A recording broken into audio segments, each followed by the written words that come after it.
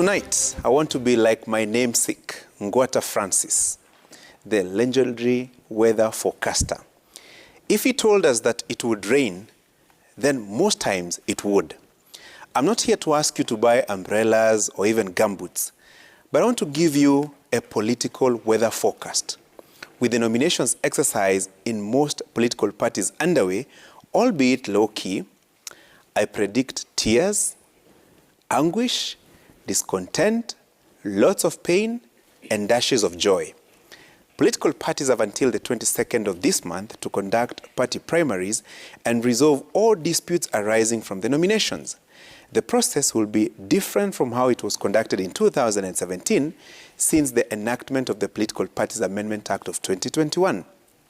Previously, it was a free-for-all affair where parties used the IEBC voter register to conduct primaries. But now, parties will be required to use only certified membership registers obtained from the Registrar of Political Parties.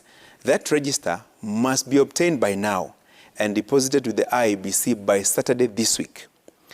And this, ladies and gentlemen, is where I predict premium tiers. Many of those aspiring for party tickets and have all along considered themselves clear front runners may be in for a rude shock. In the political scene, every aspirant believes they are the best, even when the situation dictates otherwise. You know what they say?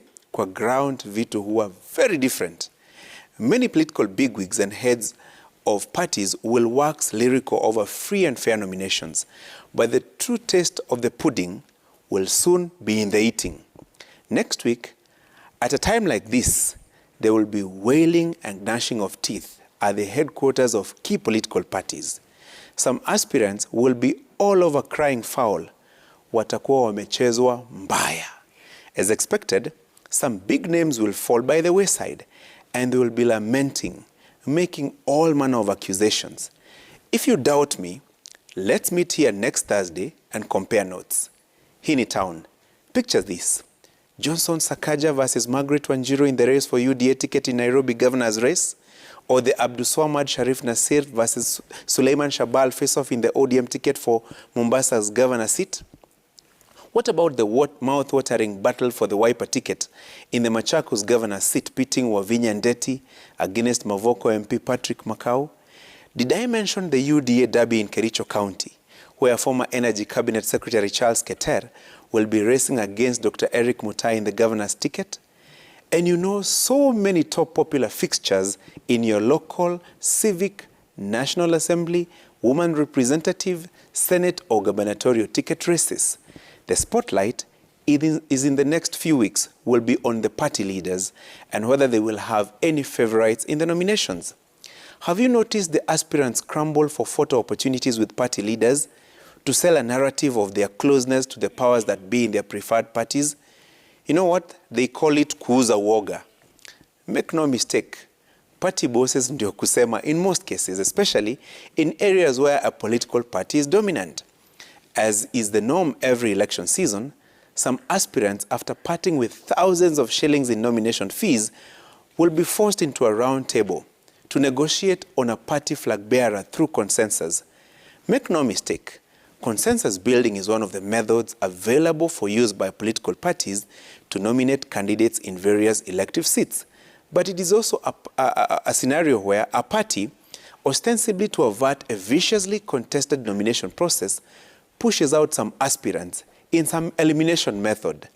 And this is where I predict an even bigger number of independent candidates in the August 9th general election. There is a bill in the National Assembly that seeks to close the 10-day window where aspirants aggrieved by party nominations can jump ship and vie as independent candidates. But it's a no-brainer.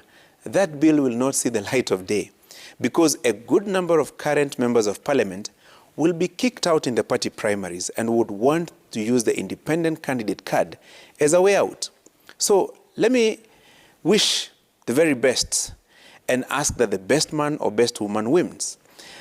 While at it, please participate in the party primaries if you're a registered member of any political party. Remember, bogus candidates are cleared at the nomination level. If you want quality candidates on the ballot in August, participate in determining who such candidates will be at the nomination level, because every election is determined by the people who show up. And for those who say, I hate politics, politics is a dirty game, I have a message for you, picked from the creative works of Nanette Avery, an American author. Talk is cheap, voting is free, take it to the polls. That's my punchline.